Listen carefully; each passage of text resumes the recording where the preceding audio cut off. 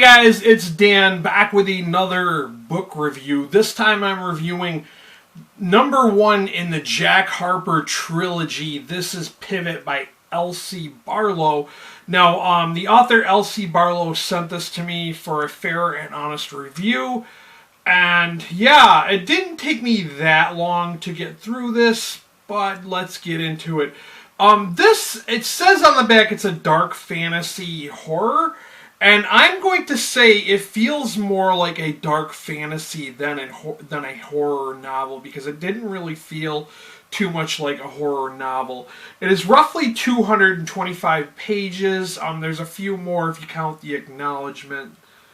But, Jack Harper is a female character, and, like Well-Read Beard said in his review of this book, you kind of forget that Jack Harper is a female, and a lot of the times while I was reading this, I kept thinking of Jack Harper as a male, just because of the nature of the Jack Harper character. The Jack Harper character, we're introduced in the beginning of the story, she is 7 years old, and she is the protege of a cult leader named Cyrus.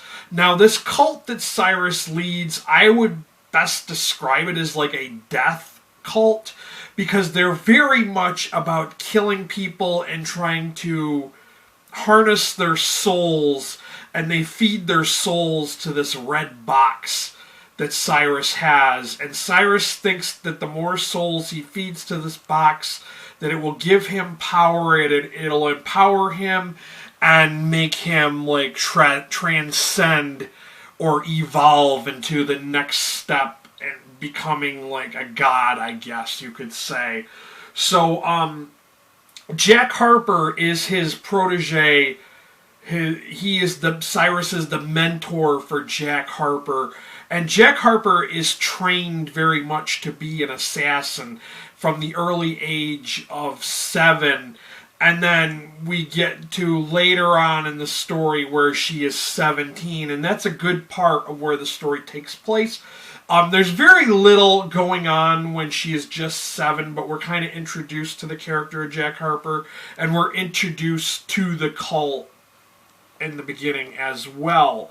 And what's going on is that Jack is introduced to killing this one character named Roland, and she kills him over and over again because he's resurrected each time.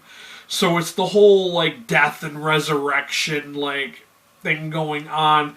And I have to say, this felt really more like a dark fantasy, just because the whole concept, the mystery red box that they're feeding people's souls to, and the fact that there's some strange, mysterious creature that lives in the basement, that kind of is the reason why Roland keeps being resurrected and why he has the ability to rejuvenate other members of the cult. I hope I'm not spoiling anything by telling you that, but yeah, the whole suspense and reasoning for wanting to find out what this creature is in the basement was the major force keeping me interested in the story. Now, aside from that, I found the story to be quite honest with you, I found it really average. It kind of reads to me like a young adult, even though it's not a young adult book. It is considered adult fiction because of the subject matter. Like, it has to do with like assassinating people, murdering people, and just this whole dark fantasy thing that's going on with this death cult. So, I mean, it really feels like a young adult the way it reads. It really reads like a young adult novel. And I don't know if that's why I was like, yeah, this is an average read for me, because I honestly do not really enjoy reading young adult. I just can't really relate, because when I was a young adult, when I was a preteen and a teenager, they didn't have YA books, and we just read regular fiction. And yeah, so I thought this was an average read for me. Once I got to the part where you learn what exactly the creature is that's in the basement, I kind of lost interest in the story going forward. And the story kind of progresses, and obviously there are 2 more books after this. I don't think that the author plans on sending me book 2, even though I think there are 2 other people in the book community who have already or will be receiving book 2. But I guess I'm just not one of those people who's going to be getting book 2. But yeah, I thought this was an okay read. I decided to give this a 3 out of 5 star rating on Goodreads. It was okay. I mean, don't get me wrong. I didn't hate it. It wasn't that I didn't like it. I just thought it was an okay read. By all means, if you are a fan of YA and fantasy, dark fantasy, you might enjoy this more than I did. But that's just what I thought about it. I just thought it was an okay read for me. It was an average read. It was good, but it wasn't great. And if you are interested in picking up a copy of this for yourselves, I will have the link to Amazon for U.S. residents.